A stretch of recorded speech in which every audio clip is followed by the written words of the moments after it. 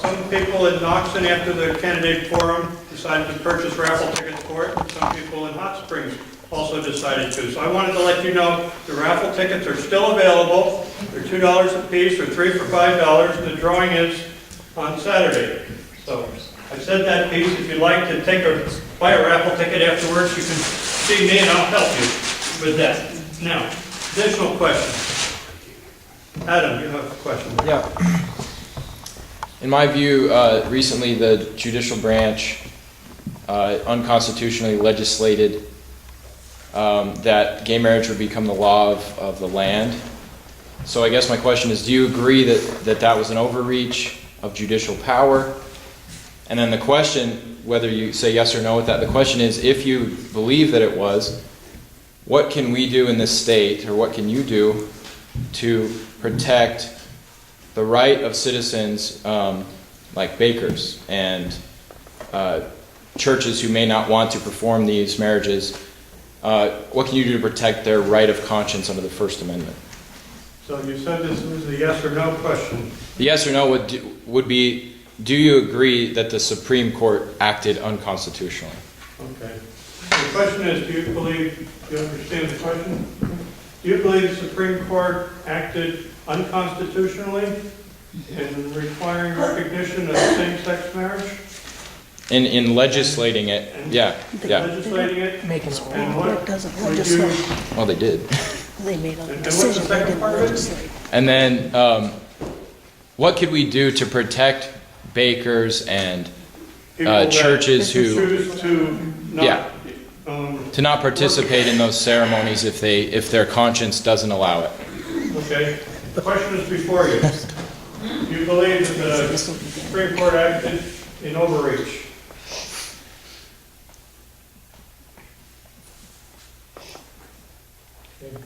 We have yes, and no. You got the microphone again. Yeah, I always get no on the microphone. Until Congress changes, the Supreme Court is our final decision, whether we agree with it or not. Nope. But it is up to the legislature in Washington, D.C. to change that. I do believe a person has the right to discriminate. Like you're talking about, if a banker doesn't want to make a cake, a wedding cake, or he doesn't want to perform the ceremony, that's his decision, that's his First Amendment. But again, they have First Amendment too. So it's not going to be an easy, simple quest to come out with this, because again, we're all equal under, I believe, the Constitution. We're all equal under the eyes of the Lord. So, I mean, this is something you have to settle with yourself, and don't pass your restrictions on to somebody else. Well, I think this is where, for one thing, let's see, Article 10 comes into play. That we have states' rights, or Amendment 10, excuse me.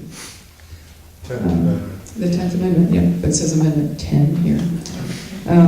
But we have states' rights. And the state of Montana voted it down, and I think that the Supreme Court does not have the final say, actually, in cases like this, that they cannot ramrod things through on an agenda, which they have done repeatedly.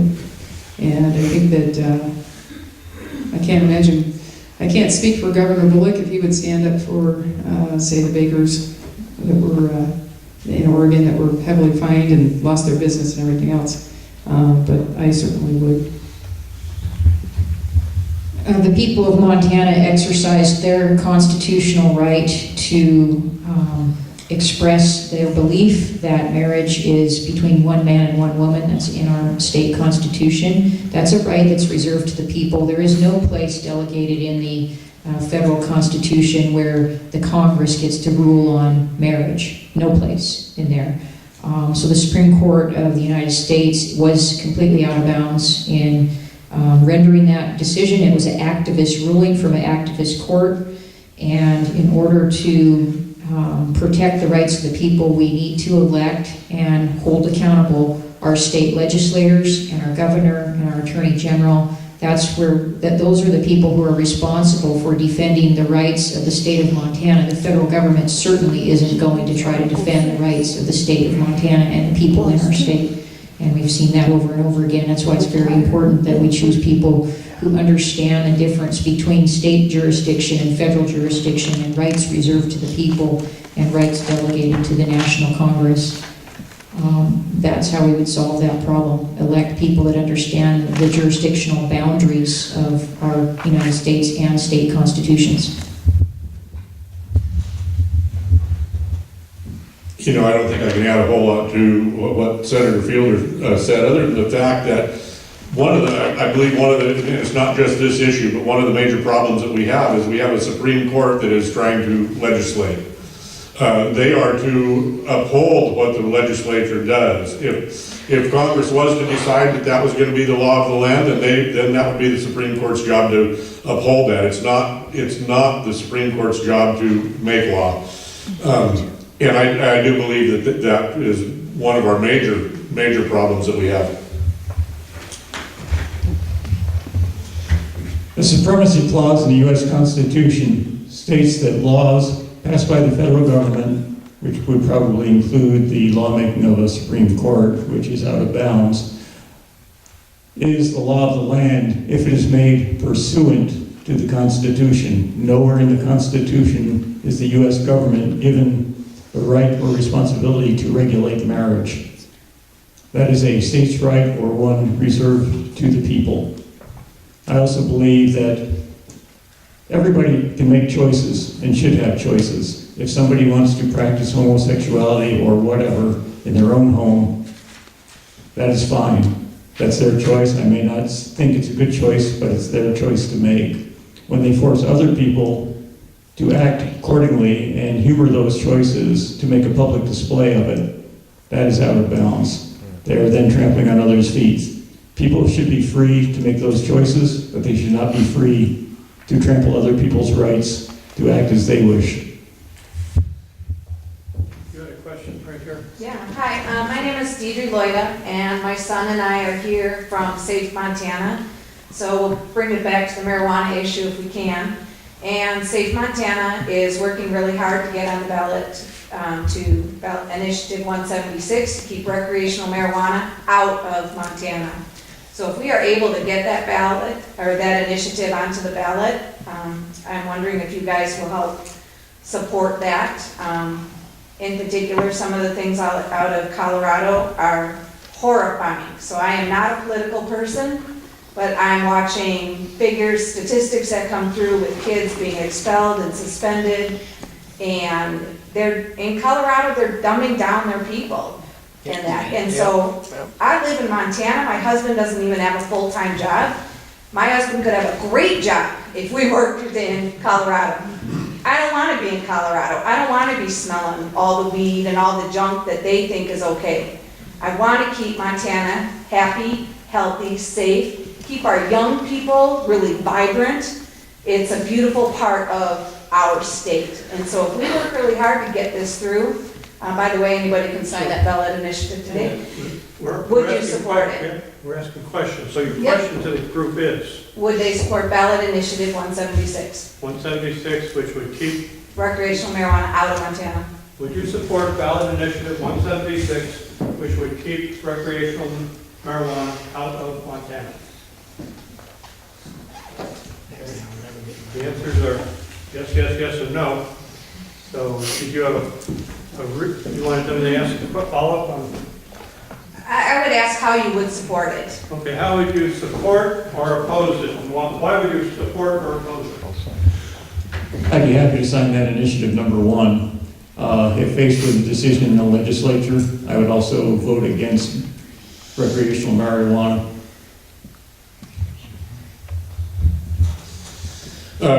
I believe that, pretty much any initiative that the people would like to put on the ballot, I believe has merit, because obviously we have enough signatures to do that.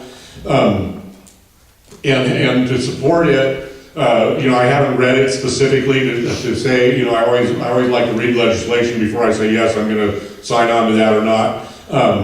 But I believe it's something that just as I would support the initiative if people have the signatures to allow recreational marijuana into the state, I would support them as well, because it is the people speaking. And that's really what I need, I think, where this whole issue is going. It's gonna be what the people of Montana want, and it will be accomplished by the citizens initiative. I don't believe there's any way to get a marijuana law through the, recreational law through the legislature.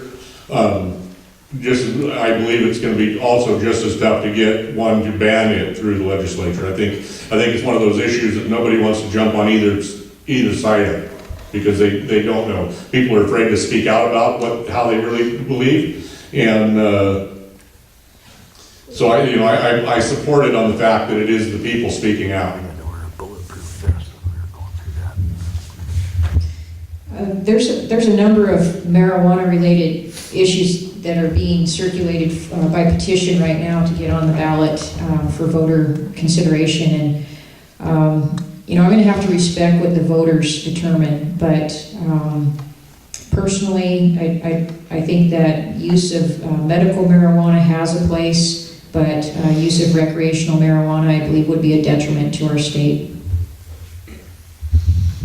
And since I'm just a candidate and not a commissioner, as just an individual, I do support that. And it is available, the copies of it are available at the courthouse in the clerk and recorder's office. And I actually considered taking that around with me as I go door to door, but I got enough things to talk about when I go door to door that I figured if I get through the primary, then I might do that on the second time around. Reference to Colorado. There's been a lot of good come out of Colorado. I don't know if you've watched any of the 60 Minutes had an issue, and there's some other new programs that talk about some of the benefits. Medical marijuana does work, especially with cancer patients, people who have glaucoma, people who have stigmas, a lot of people who have different types of problems. The reason we can control, just like alcohol and tobacco, we can control it at the level of 18 and above. How it gets to our kids below that is a totally different story. But I'd rather control it legally and control it rather than go to the black market, because that's where it's at now. That is where I think is really the problem, is we need to get, it's a big industry, the black market industry for marijuana in a lot of other states.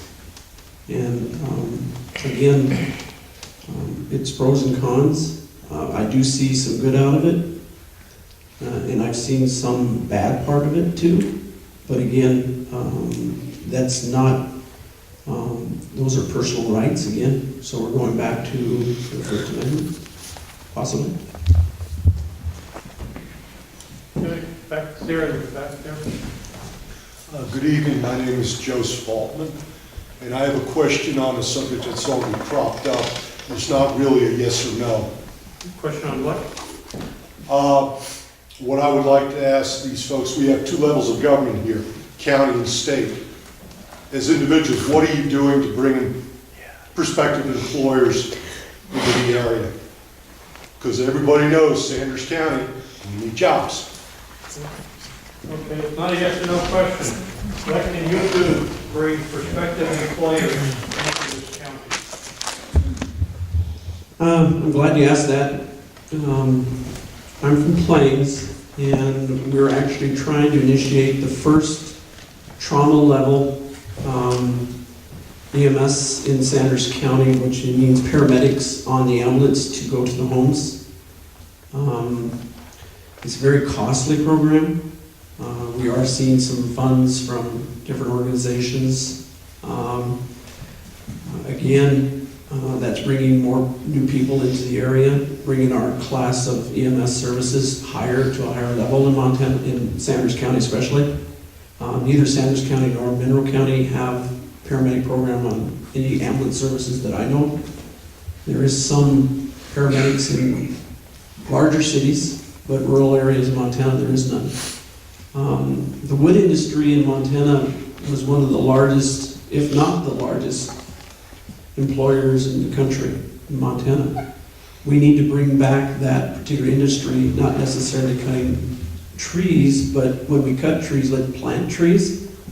Pellet mills, a lot of schools now are using wood pellets to fire their boilers for cheaper fuels rather than using fossil fuels.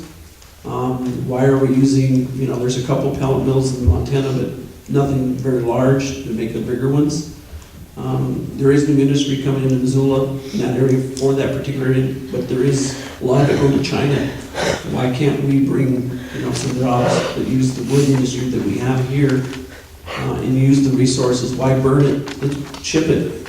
We don't need to be burning it. Let's chip it and hope make more jobs. Judy, what would you do to bring more jobs into Sanders County? I would encourage the legislature to reduce regulations on taxing businesses and making it easier for businesses to locate here. I do support the Hecla mine. I would love to see that open up, and I know it wouldn't employ the 300 some odd people that they're talking about employing, wouldn't all come from Sanders County, but it would definitely bring a level of prosperity we haven't seen here since the 80s. As far as using the timber, it's growing nonstop. Charlie and I have been tree farming our property since 1981, and one thing you find out when you cut a tree, you've got about 30 or 40 to deal with. They grow like weeds for quite a while, and then you've got to do some thinning and culling, and you end up with a healthier forest that way. So I would love to see the timber market open up again. I don't see why we get our timber from Norway and Canada and Russia, and that's acceptable instead of having it right here. It's in our backyard. Another thing is there are jobs available in Montana and in Plains, Sanders County. You can check the job site. They're not always right here in Sanders County, but there are jobs available. And I know work has always found me. I've got a long list of things that I've done over the years to support myself and Charlie. And I've actually gone and knocked on people's doors and they say, "Aren't you the gal that does fill in the blank?" And I can usually come up with having to refuse several jobs a week right now. So you end up stringing them together, but it's not the same. I would love to see the mine open up, and I would love to see us use our timber again. It's growing all the time. And reduce regulations. You started with What that. would you do to increase jobs or bring jobs to Sanders County? To bring jobs to Sanders County, several things. We do need to reduce red tape, bureaucracy in our government so that people are free to create, invent, and generate business. We need to reduce incentives that lead people to choose welfare over work. There's an awful lot of people who actually can make more off social programs, welfare programs, public assistance programs than they could if they were actually working. We need to reduce the incentives for welfare and increase the opportunities for good productive work. We need to restore diversity in our economy. That means not just relying on tourism, but yes, we want our valley and our communities to be beautiful.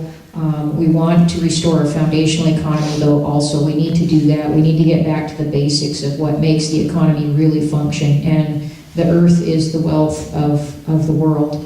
The products that come from the earth create everything that we use, our food, our water, the clothing that we wear, the shelters that we reside in, the cars that we drive, and the energy that propels our cars and heats our homes, etc. all comes from the earth. So we do need to restore our foundational economy.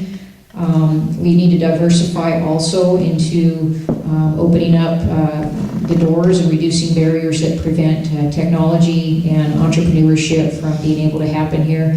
I do believe that the number one thing that we can do, aside from fixing up our communities and making them nice like we've been doing, is to gain control of the federally managed lands in our state so that we can once again ensure that we have healthy air, water, and wildlife through proper timber management and aggressive prevention of wildfires, and to open up and maintain the access to the public lands and have areas that are protected but also have areas that are multiple use.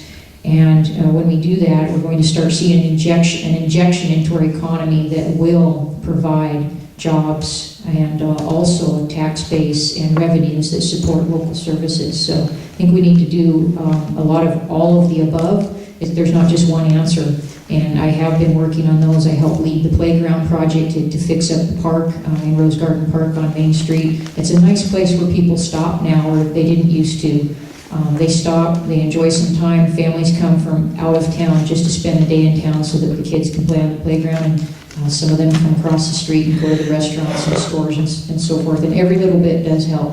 But I think restoring our foundational economy is probably the most important thing. Foundational economy being our timber, our minerals, and our agriculture. What would you do to bring more jobs to Sanders County?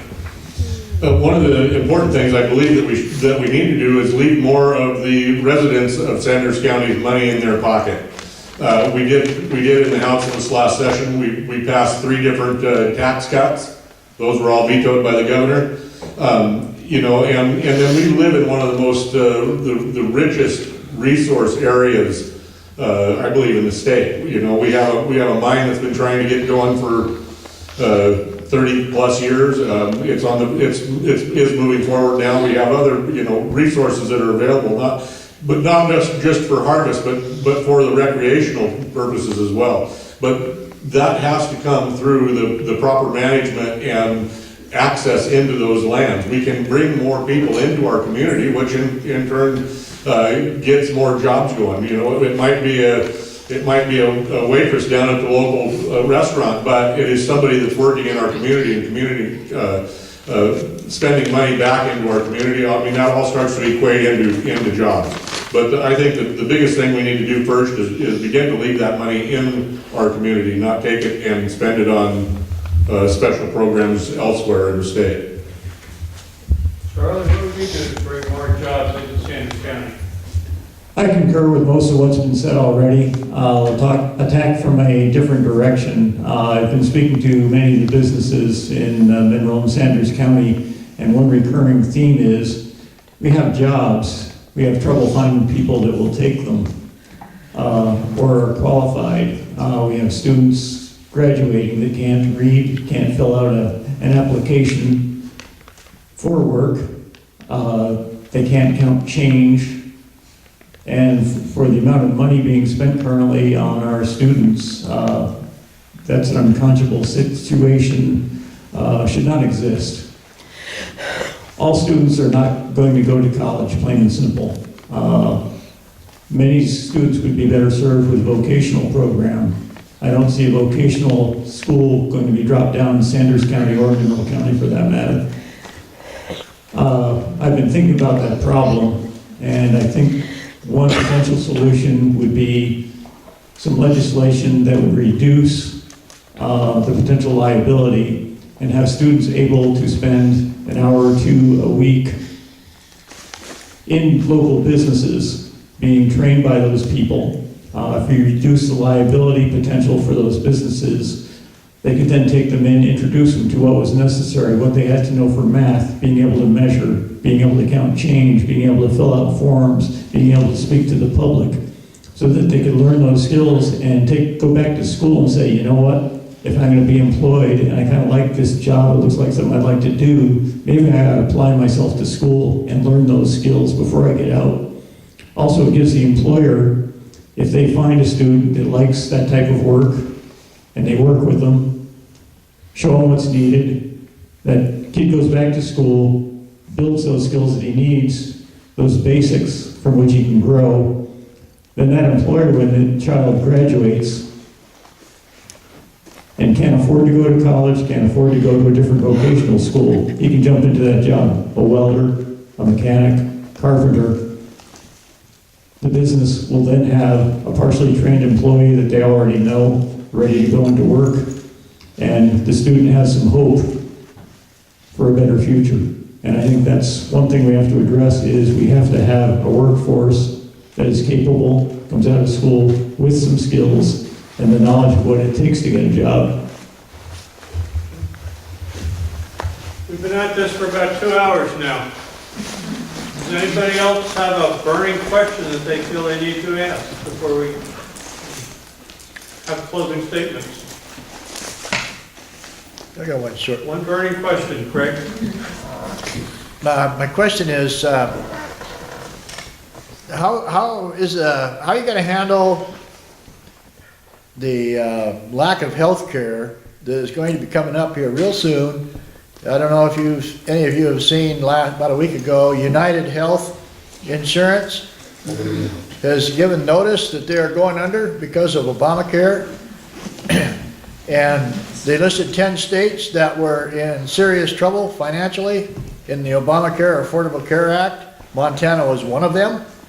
We've got a lot of people that are going to lose their health care. What are you going to do about it? So the question is, what do you propose to do when people run out of health care? Yeah, Insurance? because Obamacare is going under. You're talking about insurance, right? Yeah. They are expanding Medicaid. What do you think you can do when people run out of health care insurance? Well, as I stated earlier about Obamacare, not only will we run out of insurance, we're going to run out of healthcare agencies that remain solvent. Yeah. It'll be a big problem. The best thing we can do is elect a governor and a legislature that will throw Obamacare out of the state. Yeah. It's the only way we're going to salvage a healthcare industry, particularly in rural areas.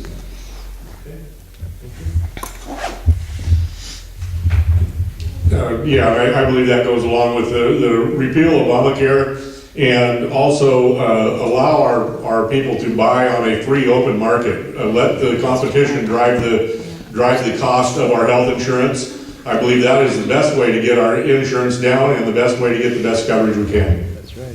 You got it right there.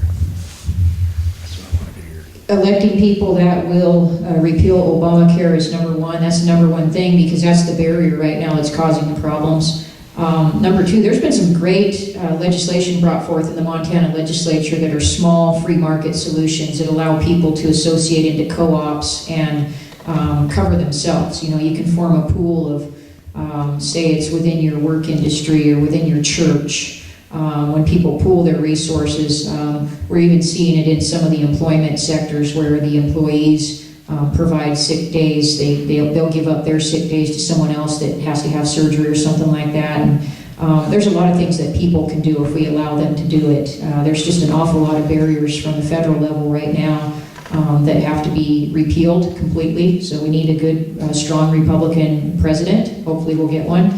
And then at the state legislature, we need a good, strong, conservative legislature and governor that see that free market systems and allowing people to choose is actually going to improve conditions. Whenever we decide that the government knows best and we force a one-size-fits-all answer onto everybody, it fails every single time, and that's what we're seeing with the healthcare situation right now.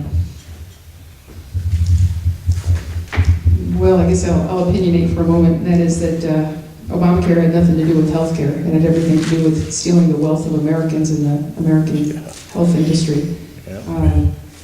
So what do you do about it? I guess I like Montana's medical savings program. When I was making enough money, we put money aside that way. We don't have health care insurance, so we've always paid our own bills. And I think going back to that type of a system where you take care of yourself instead of relying on health insurance or a group, sometimes that can be the ticket. Charlie and I both suffered some pretty major medical expenses, and we've managed to pay those off nonetheless. So I think having a sense of independence too is something that can be revived a little bit. And I know my father, who's 90 years old, has United Health, so that's going to be a concern for him. But I think we're just going to all have to go back to taking care of ourselves, frankly, until we get Obamacare repealed, and then see if any insurance agencies can survive that and come forth again. Part of United, I believe, if I read and saying it right, one of the things, the issues was management. I believe the chairman of the board receives over $1 million a year in salary. To me, that's kind of irate. Again, you have to be fiscally responsible for your company. You can blame everybody else. It's always easy to blame somebody else. Montana, I get Blue Cross Blue Shield paid for by the state of Montana as part of retirement. I paid into that. I pay basically still. Every year goes up for the uninsured. That's basically what they tell me. It's basically uninsured or no insured.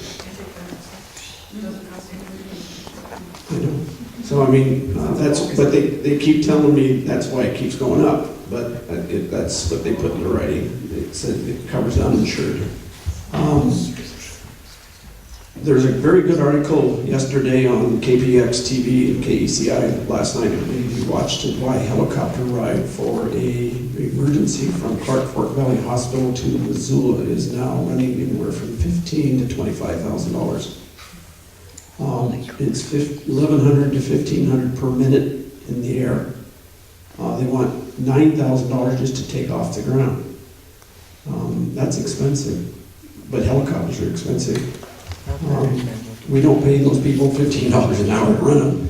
Most of them are making pretty good. So it's the single payer option. I believe Obamacare should have had would have helped a lot, and I think a lot of people still think the single payer option should have been in there, but it wasn't. We get medicine in Canada. You can get medicine in Mexico. Those particular options, are not good. I know people who go to Canada because you can get Tylenol 3 with a little codeine in it. It's been banned basically unless you have a prescription in the United States. Up there, it's over the counter. Anybody can buy it. Mexico, a lot of people buy pills from Mexico. It's made by the Big P. It's made right here in the United States. It's shipped to Mexico. You can buy that pill in Mexico for $1. That same pill in the United States is $30. Let's start with the bureaucracy, the red tape. And again, the Big P is trying to make a profit, but do they have to make a profit all in one pill? Thank you. I'd like to give each of the candidates about 2 minutes to make a closing statement about their qualifications and why you should consider voting for them. Kevin, you've got the microphone, I think. Okay. I've been in Montana all my life. Went away for about 2 years for school. My family's from the Bitterroot in Savage, Montana. Their family is the same area. According to my records, my great-grandfather was the 46th resident of Ravalli County. So we go back a long ways. We still have people in Ravalli County. I still have cousins and uncles and aunts. I've run some businesses. We were in the grocery store business for many, many years in Butte, Dillon. I've worked on different committees throughout the country. I work on a lot of volunteer for EMS, fire, search and rescue, law enforcement. I have a broad background in a lot of different agencies, a lot of government. Was on the board of directors for actually the board of Missoula Rural Fire, which we dealt with a multi-million-dollar budget. It's based on basically taxpayers who paid that. So I've had, a few businesses of my own. I don't know everything, but I do think we have a fiscal responsibility to a lot of people, and that's part of what I believe in. Thank you. Well, as you know, I'm Judy Woolley, and I'm running for county commissioner, and some of you got my card when you came in, and I put on it that I'm honest, hardworking, and dedicated, that I'm a straight shooter, and I believe all of those statements are true. You can't be I'm just kind of one of those people that just looks at things and there's a right and there's a wrong. That's how I was raised, and so I'm pretty honest. And you can ask my friend Mary, she'll say, "You didn't have to tell me the truth, did you?" So people know that I'm also a straight shooter and a straight talker. I was a professional shooter for a number of years, and that's why part of why I put that I'm a straight shooter.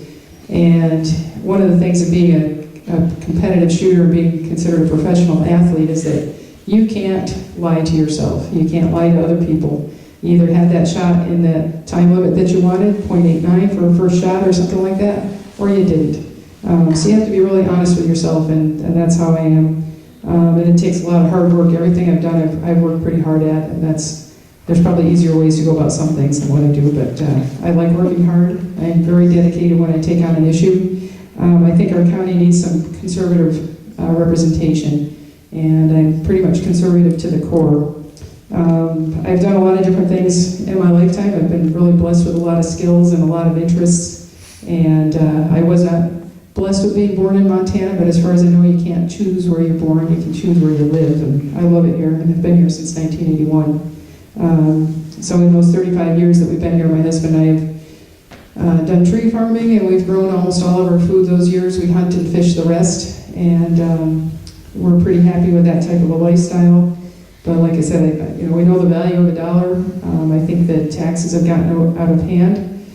It's getting harder and harder to pay taxes and pay vehicle insurance and home insurance and that kind of thing. So I would do everything I could to reduce the tax burden on taxpayers in Sanders County. I think that's a huge issue, as well as the usage of taxes. We can't just keep expanding programs and hoping that we have more funding, because that's not going to happen.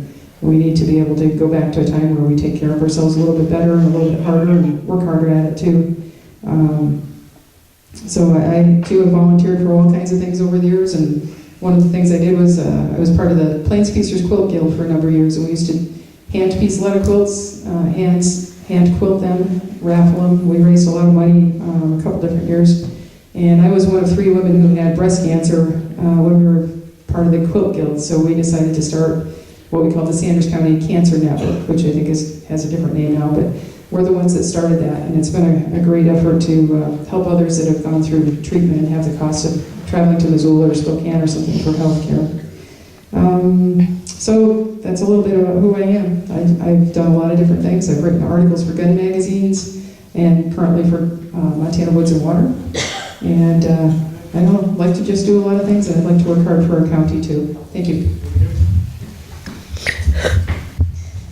My name is Jennifer Fielder, and it's been my honor to be able to serve the people of Senate District 7 over the last 4 years. I ran in 2012 because I was afraid for the direction our country was headed in.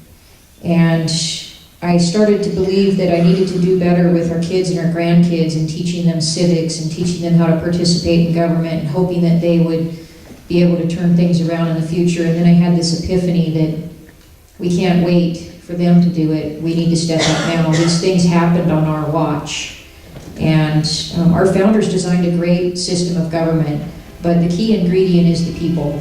And if the people participate and engage and inform themselves, we can restore better government, better representative government of the people. My goal is to really be a good representative. I work hard at it. I don't go off to the ivory tower and assume that I know better than the people. I learn as much as I can. Most of what I learn comes from people in my district that send me information about issues that are important to them. I rely on people to help inform me of what's important to them and what they specialize in, what areas they're most familiar with. And of course, there's areas that I am most familiar with and work on very hard, and I try to help inform others of those areas. I do believe it's important to have leaders that do honor and follow God, but I also believe that it's your right to choose whether you develop your faith or not. So although I am a strong Christian, I'm not a pushy one. I'm not going to push that on you, but I will lead by example and try to always do what's right in the eyes of God, and that means following a moral code of integrity and honesty, and trying to invoke His wisdom in the decisions that are before us, because they're not all black and white. They're not all easy to answer yes or no to. I do strongly believe that we need to honor and adhere to our entire United States Constitution, not just the parts we like, but the whole thing. It works if we follow it, but it's important that we have a government that follows it. The Constitution was written to put boundaries on the government, we, the people, need to ensure that the government stays within those boundaries. When it does, we have more liberty. When the government expands, we have less liberty.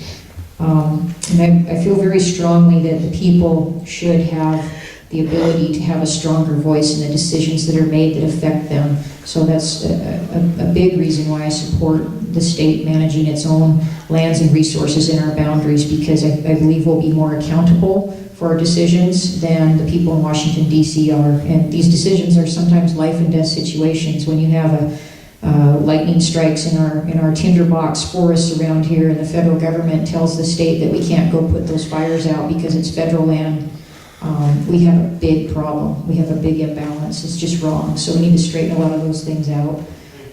All right, I'll let the chairman cut me off, but life, liberty, and happiness. Thank you.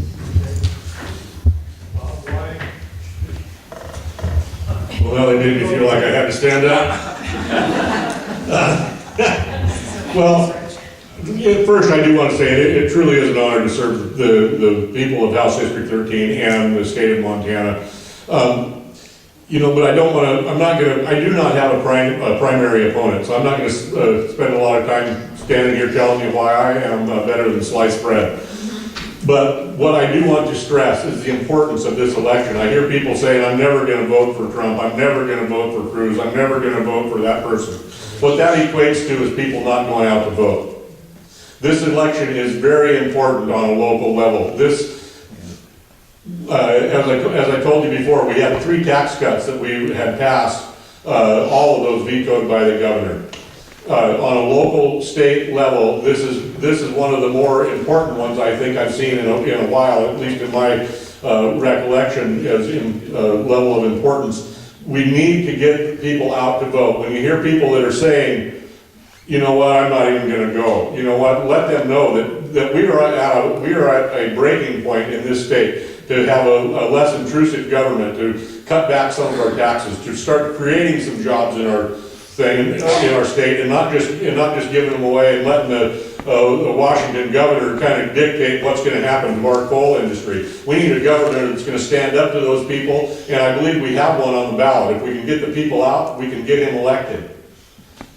So it's not about it is about the federal level, but it is not just about the president. Get the people out. Tell them that it is important.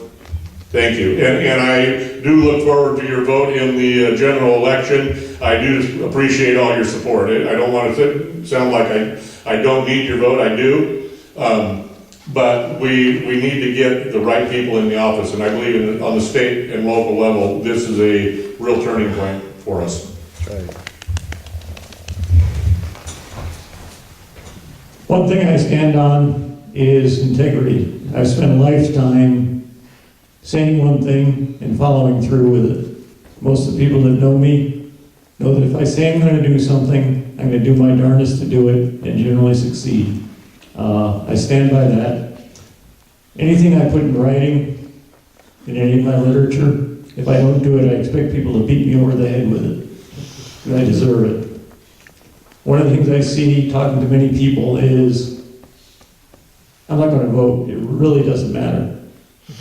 And that's alarming because it indicates that they've lost faith in our government and our leaders, to be honest. They expect that they're going to be lied to, they expect they're going to be cheated, and they expect that whatever they vote for is going to morph into something else. Know the people you vote for. Make sure that they actually are people that will follow through on what they say they will do. On the other hand, there are voters too. They vote somebody into office, and they think just because they're voted into office, they're on autopilot now. When I'm elected, I'd be 1 in 100 votes. That's only 1%. You can only account for so much. When you send somebody off to Helena or Washington or to the county, you need to support them. If issues come up, you need to be informed. You need to get behind them. You need to write letters to other legislators to try and get them to support that same issue. If your person is supporting it, you need to get the majority of the other legislators to support that to make it pass. If you don't, you've only got one vote in 100. So think about it, get involved. Our state website, when the legislature's in session, is very easy to use, very easy to send letters by email, quick, efficient. I've used it a lot in the last 3 legislative sessions to get the word out, get other people writing letters. Spent many hours doing it, reviewing just about every piece of legislation that goes through the legislature without compensation. It's quite a process, but if you focus on the things that are important to you, you can write those letters, you can get that email in, and one thing people have learned in Helena, they know where Sanders County is from all the letters they get when we're down there. Legislative dispatches.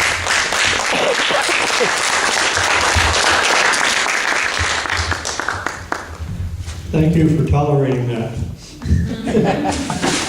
Seems like it's been a long evening, but you should have heard a lot of input from the different candidates, where they stand on different issues, and you are among the most knowledgeable people in Thompson Falls right now about these issues. So thank you for coming. Like I said, 90% of life is showing up. Thank you for showing up, and I appreciate your attention to these candidates and having a civil audience here. Thank you very much. And don't forget the ammo wrap.